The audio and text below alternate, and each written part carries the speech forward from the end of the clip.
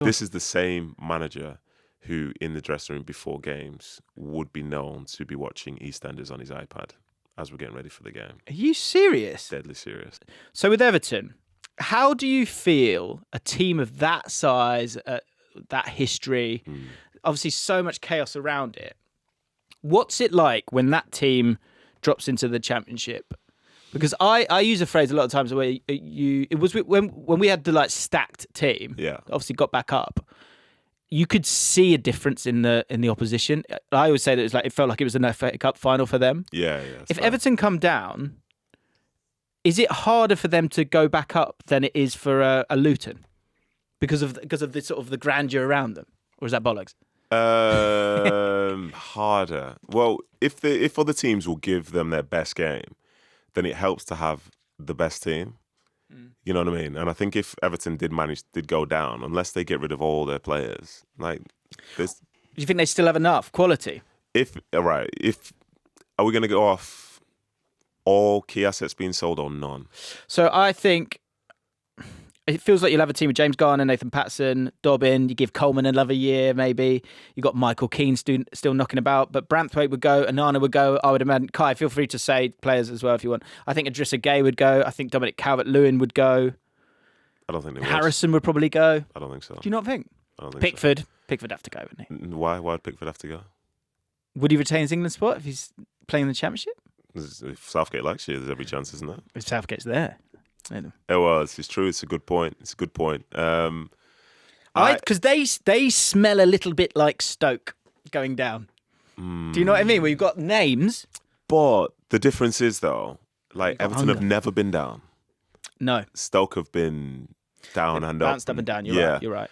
I think because of their financial situation, they'll probably try and sell as many players as they can. But the likelihood is, in my opinion, that they would also keep a ton of them. And they'll probably be able to add one or two who are prime Championship players because they're Everton. They would be appetising. Yeah, you're right. Yeah. To be able to be the guys that come in and fix it. You're right. I've had that sold to me before. Do you know when Steven Gerrard, for example, when he went to Rangers have been struggling for a bit. And the selling point was imagine. What did they come in for you? Yeah, it's imagine that feeling when we win our first.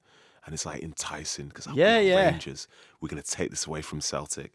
And when they did in the end, you know what I mean? That's fine, mate. I was completely fine. But when they did in the end, they were like, I love you. There's no regrets with you, is there? Honestly, none whatsoever. I'm going to channel my Anua. Channel my chief. Obviously, things could have gone in other directions, but I remember the exact reasons why I chose not to do it in that time, and it was because I didn't want to go and play in Scotland. You know what I mean? It's great that you had Celtic and Hearts and Hibernian and whoever. Yeah. And you could potentially qualify for Europe, but then also you'd be playing on an AstroTurf pitch. I saw the one last week that Celtic were playing on. Might be the worst pitch I've ever seen, if you know what I mean. AstroTurf, well, it's year round, isn't it? Exactly. The only Astro that's terrible all year round. But I think Everton, if they went down, I think they'd be fine. But also, I don't think they're going down. Okay. And this is to lead into some stuff which you've mentioned and possibly some stuff which you are going to mention. Go for it. Some of the more day-to-day type things are all dependent on how your team's performing. A team down towards the bottom isn't necessarily performing well, but Everton's position is based upon the points deduction, not their general play. True. So that plays into it quite a bit. And considering they are they're different as well to a Nottingham Forest, who are only second year in the Premier League again after 20 years. Yeah, I mean... Everton will be the most disappointed, but then they'll also be the ones with the most potential because they've actually won more games than other people around them. But I think if you strip... Yeah, fair point. I would... So two things. One, when you strip back the name of the clubs and you look at the squads, do you feel like... Because I think, look, let's be honest, I think we think Burnley will go and Sheffield United go, surely. So it's between Luton, Forest and Everton. And if you strip it back from what you've seen this year, who do you think has the best squad? The best squad? Out of those three? Because I think that's the thing with Everton is I think structurally they're a team, right? And so the Sean Dyche thing is interesting as well, where you go, if you were to go down, do you stick with him and say, yeah, you're not a dinosaur, you did it with Burnley, you made the sum of the parts, solid overall for Everton, apart from obviously the last, one win in 15, it sounded bad, isn't it? But because what Burnley have done, what Leicester have done in recent years, is when they've gone down, they have really looked to refresh it. So I know I've said two things here. So first one question: which squad do you think's the best out of those three? I think Everton squad's the best squad. Do you? I do. Oh, to be fair, no. I think possibly Forest. I think Forest, Everton, and then a distance to Luton. To be honest, do you? A distance, yeah. Because Luton. Two things here. So Luton have, in some ways, pulled the wool over people's eyes. Not least of all my own, because they've scored a ton of goals. But if you want to talk about stats, they've given up the most shots and chances in the league this year. Like I got sent something from BBC the other day, and their XG against was 5 or 6 goals worse off than Sheffield United's, than Burnley's, and people like that. They were like stranded at the bottom, stranded. And I thought that's strange because I thought they were like really good, but it's because they score. Do you know what I think as well? What's weird, right? Often people. What they remember is how those teams do in the bigger games. But all those games they lost. Yeah. That's what I mean. So even like the way the goals are scored as well, like if they lose those games, they lose them all 2-1. I know they got a draw against Liverpool, didn't they? But they lose those games 2-1. If they're 2-0 down, they get one goal. Yeah. It's the same score, isn't it? It's funny how it plays out. Think of it this way. Like, I think Luton have got a fight's chance of staying up. You know what I mean? But a lot of that's to do with the deductions of people around them. That's why I think to begin with. But then they're also the team who lost at home to Sheffield United, yeah. They're also the team... Wow. Have you got the stats up? Yeah. They're also the team, for example, that were 3-0 up against Bournemouth. The points that they've left on the table... No. Shocking. Could you please address Yes, so I will address it. This is theanalyst.com, which I love. I always like to go to Open Play XG. I think that's better, personally. So Open Play XG against for Luton is 54.44. They conceded 48. So they've actually been fortunate, let's say. Who's next? Sheffield United. Their XG is 46. See 0.17, and they conceded 61 goals. You see the jump there, by the way, across the season. I was going to chuck it out there that was like, if you're creating more chances, are you going to concede more chances? No, they park the bus and still give up chances. Yeah. Apparently holes in the bus. Yeah, crazy. But again, like, vibes-wise, Sheffield United get killed on a week-to-week basis. Yeah. Burnley get killed on a week-to-week basis. Sheffield United are on pace to concede 100 goals this season, but the chances they're giving up aren't as many as Luton. Sticking with the vibes side of it, do you think that's what gives Luton a chance? Is the sort of the adrenaline, the like, it's an opportunity to stay up, not a oh God, don't go down. Is that a thing? I think it potentially is a thing, but then, as was the case when we went down with QPR in that second season, after we came up in 2014, there are points where, and this could age, like milk or whatever, but maybe Luton aren't good enough. You can have things in your favour, like the vibes, like everyone's darling second team and so on. Small ground. Yeah, small. Oh, we love the small ground. But that seems to be a bit of a thing. But then if you keep losing, then where are we at? And, they've got a home game, I think, against Everton in 2 weeks' time. At that point, their 3 home games are they're just huge opportunities. And we believe, to win all 3. And the thing is, I say, I was guilty of this when I was at QPR, and I'll tell you a story in a second. Yeah, you look at your fixtures, and they get fewer and fewer and fewer and fewer. But then you're still thinking, well, if we win here, if we win there, if we win this, and then you get to a point where you need to win 3 games in 5, and you look back, you've won 3 games all season. Like, the chances of it happening are probably quite slim. But we were texting and you were like, make it make sense, because I say this all the time. Every single late February, March onwards, teams down the bottom start winning, teams at the top start losing. Yeah. But it's never. Why is that? But it's never. Well, to be fair, you're talking Championship now, not necessarily Premier League. Well, no, but the year we stayed up, it was that. Yeah, and to be fair, there's usually one team is like an outlier. And Arsenal's arse fell out last year. It did, but it wasn't at. Arsenal's one wasn't at the expense of they weren't dropping points against teams down near the bottom. I think they were Southampton, West Ham. Was it Southampton? Yeah, was that 3-3? Yeah, that was a weird one. West Ham weren't though. West Ham qualified. Good. Did West Ham qualify? They were mid. West Ham, they were 2-0 down. They were in Europe or whatever. Actually, yeah, they were mid-table, whatever. It's just, I think it's. I will be 100% honest, and this is something I try and convey, like when I go in the media and so on. It's very easy to write teams off, but those teams are made up of individuals who know they can do better. And when they've played in games, even though you could lose like 2014-15 for us at QPR, we didn't win a game for the first 15-16. Yeah. There were loads of games where we played well and we lost or we drew. I've said that to people, yeah. You know what I mean? But you sound like a crazy person. No, you do. I said with Mark Hughes, for me it was like, he never, with the managers I always go, are there decisions that I just cannot compute? Yeah. And most of his substitutions and decisions were all kind of made sense. There's obviously something else at play there. Yeah. And I guess it compounds as well. Yeah, of course. And again, it's like, not to say that media and stuff matters, but like people will say you've not won in 12. As a player, as a fan, you don't know you've not won in 12 till someone tells you you've not won in 12. Yeah. Especially because, you've not won at home in X amount of time. Well, we just drew on the weekend away. You know what I mean? You don't think about it from that standpoint. But when people start to dissect and sort of like gather information and say this is what it is, like if you're in the Premier League now, unless you're being outplayed objectively every single week, there's no reason to believe that you can't stay up, because you know in any given moment you can perform. And even you look at a team like Everton who are down there now. So they started the season and they lost their first 4 games. I think that was their worst start in the Premier League, in their Premier League history. And I thought, that's odd. But I remember the first game of the season played against Fulham, they lost 2-0 at home. They battered Fulham.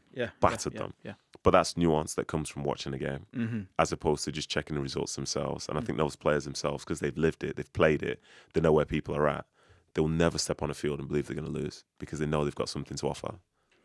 The media side of it, how capable are football players and football teams of shutting all that stuff out? I don't think you can. You can't. I don't think you can, especially not today. I think from way back when sort of like local papers and stuff were a bigger deal, then fair enough. You could just say, don't come to the training ground. But access is a thing in the Premier League that has to happen. Players have to go and speak to the media. Manager has to go and speak to the media. And the media will ask you whatever they want. You might not necessarily answer it, but they have to ask you whatever they want. So as a consequence, they can set the tone.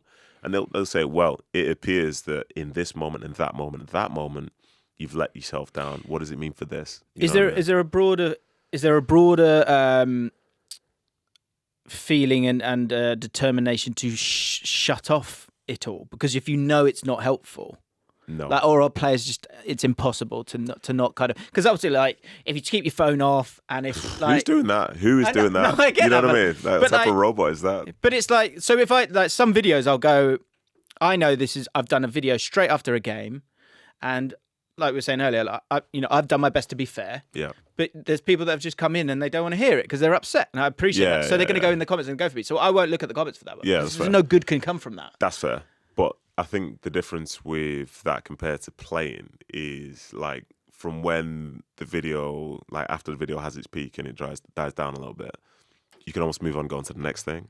Footballers, you can never go on to the next thing. Yeah. Because someone will hold something against you. Like, to be completely transparent again, when we were struggling at QPR in that second relegation season, the second one, there were times where like the drive across the Loftus Road was really tough. I bet. Because I knew as soon as I parked up, you're just going to get it in the air from the fans anyway. Yeah. You know what I mean? And when you're on the pitch, you're just going to, like, there's a woman I could always hear her voice when I was playing right back. And she would always be screaming. First half or second half?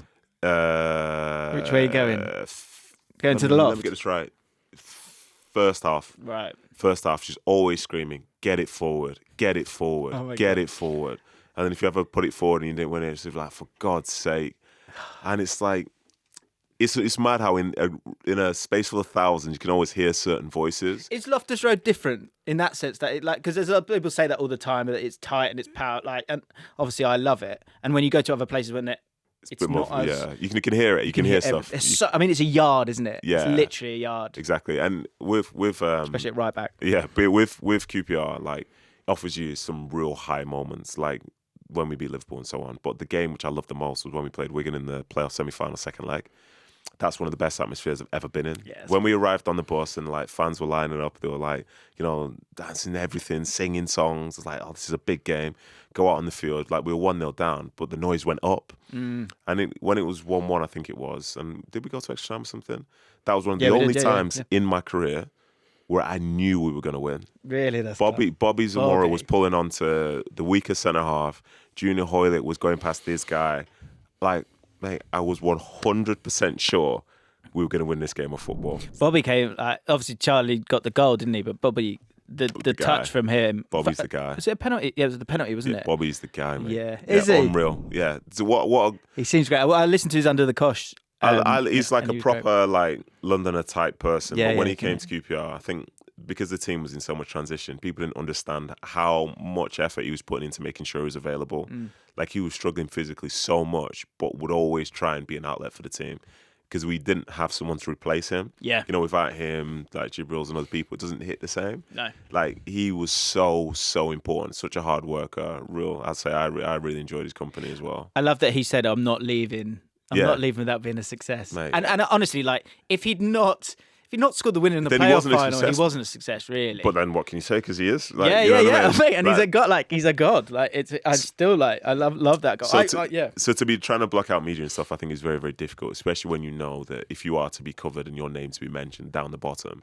Like, think what Burnley are going through now, Sheffield United. If someone talks about your media, they're just saying you're not good enough. Yeah. And that's not just affecting you as a player. That's friends, that's family, that's people who know you, that's the fan base. And if the fan base believe that you're not good enough, and you go into a game, you concede, all of a sudden that it's like, oh, well, why are we even here? So in terms of that, like, biting down and staying together, how much... Tough. Yeah, how much is that down to the manager and how much is it's the group? I think both things can really matter, but I think at times it depends who's at the helm when things aren't going well. Like, if a manager, even for a second, gives off a sort of air that they're out of their depth, I think players can sniff that very, very quickly. Yeah, I've noticed that with chatting to a few people. Like, even a long time ago, we chatted to Glenn Johnson, and he was chatting about Brendan Rodgers. Now, but obviously, Brendan Rodgers has gone to do brilliant things. But I think this was at Liverpool. He was like, there was just something. You can sense you get a whiff. Like you said, once the whiff's out, like it's just it's done. Like, really. And you don't have to say a name, but is there anything that you can, like, is there an example you can give? Where you can go like, oh no, like, it's just is it the ick? It's kind of like the ick. It's a footballing ick as such, but there was a manager, and thankfully I wasn't playing this one because this would have been mad, where the club, we had to go to the Etihad Stadium and win to stay in the division for a bit longer. And his plan was to go and press them as high as possible. Okay, and I think the game finished 6-0. Yeah, but that was the same manager who used to walk around with a goaler satchel.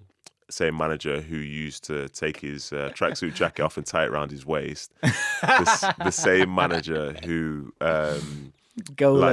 who would arrive at the training ground after the players. Players would go onto the field and there wouldn't be anything laid out. Right. The same manager who insisted upon doing things like core skills, which had 10 balls laying on the side of the field, and used to have to go out there in pairs and work on chest volleys and stuff like this. This is when we were in a relegation dogfight. He said the answer to this would be to improve your volleys and stuff. So, yeah. So that's, I mean, it's a big... That's more than a whiff, though. That's that's a solid... that's a stench, yeah. For a Premier League level, that's a stench, yeah. Oh, sorry, I missed out the key bit. So how can I do that? Oh, no, cool. This is the same manager who, in the dressing room before games, would be known to be watching EastEnders on his iPad as we're getting ready for the game. Are you serious? Deadly serious. Deadly serious. Deadly serious. Fucking hell. Only Deadly serious, mate. So you make it that whatever you will. That's... Yeah, it's not ideal, that, is it? No. Yeah. Sorry, I'm shocked. That is infuriating. Yeah. Okay. See, we've got different areas here, but we've probably not got a crazy amount of time. So, okay, let's get to this bit because it's good. Because you're kind of given the overall group as well. Does it fracture? Yeah. Because I know it obviously did it at QPR, but like we actually had years where we sort of flirted a little bit, but then we kind of got ourselves out of bits of trouble as well.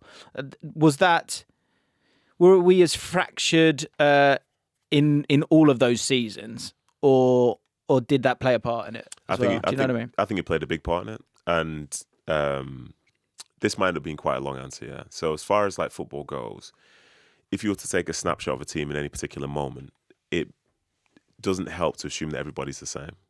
You know, people are at places for different reasons. They come from different places, different ages, different aspirations, different reasons for being in that same position. Mm-hmm. Where there are some people who might have a year left on the deal, some people might have 4, some people who are 18, 19 trying to find somewhere better to go, other people who are, like, to be fair, like Bobby Zamora, he spent a lot of his career in and around the M25 because he has a house that's in and around the M25. Right. And he's played for some good clubs and whatever, but that's his, that's his prerogative as such. And when some people speak English, some people don't. Some people have played higher, some people haven't. Some people, like at QPR, like I think one of the issues we had was that variance was enormous. Enormous, yeah. Like literally enormous. There were people who'd come from playing in the Champions League who were now playing with people who were now in the second season in the Premier League. And that stuff is fine when the team's winning, because then you're just people getting along, playing football and winning. You could be disappointed about not being selected, but because you're winning, it's the greatest remedy. Yeah.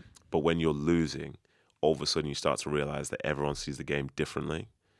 And the ones who have the bigger voices, if you're not part of that in-group now, then you kind of become the outcast. Just to go back and touch that, in terms of seeing the game differently, what do you mean by that?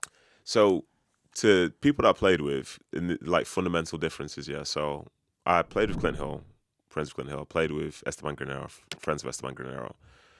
When things aren't going well, there's this idea of showing personality on the field, yeah. And for Esteban, that would be to receive the ball under pressure. Yeah, different kind of bravery. Yeah, for Clint, it could be a case of like dropping in and being competitive, winning your battles. Yeah. Like Esteban will still want to win battles, but for Esteban to get on the ball, he needs someone to play it to him. But when you're kind of the underdog and your back is against the wall, maybe Clint might not want to play in the ball. So all of a sudden you've got two different philosophies on the field at the same time. You can have a manager that says like, I want us to play this way, but at some point you revert to type. Yeah. And I think for the best managers in the best situations, the players that revert to type are a type which the managers coach them to do anyway. Right. Like say, if you're looking at the top teams in the Premier League now, there might be an occasion where someone will put their foot through a ball, but they'll do it in the last 10 minutes of a game when they've got something to hold on to. Yeah. But prior to that, they're all going to try and play. There's a great example of that. I've seen it this year. And to your other point of you kind of revert to type. So QPR, God willing, like we'll be all right. But the reason we've got ourselves to a position where we might be all right is because we had Ainsworth, who I adore as a person, but it wasn't his way of football. You could see it. They weren't having it. They weren't having it at all. And Marty Cifuentes came in and he kind of got them in, no, you guys have the ball. We keep the ball and, we stay in the game, get the XG against down. And so then if 20 minutes to go, if we're still in the game, we've got the ball, this is something that makes sense, right, guys? And they were all, when you got Chair and those kind of players, they're like, yeah, okay, let's have the ball. That worked. And that worked. That went back to what Warburton had done and Beale had done. So it made more sense to do that. To the other point that you made there, Steve Cook comes in, who's been phenomenal for us, right?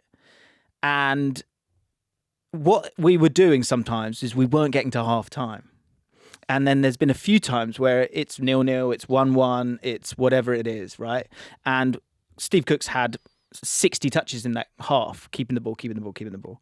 But with a minute left, because they've gone 4 minutes, there's 3 minutes left, the ball's coming up, he's just fucking whacked it. Yeah. Because it's like, at some point, sometimes you go, okay, this is the situation, let's get ourselves to half time. Understanding the game. Understanding the flow of the game and just sometimes, that moment of game management, that is really, really important. It's massive. And that comes back to your point there.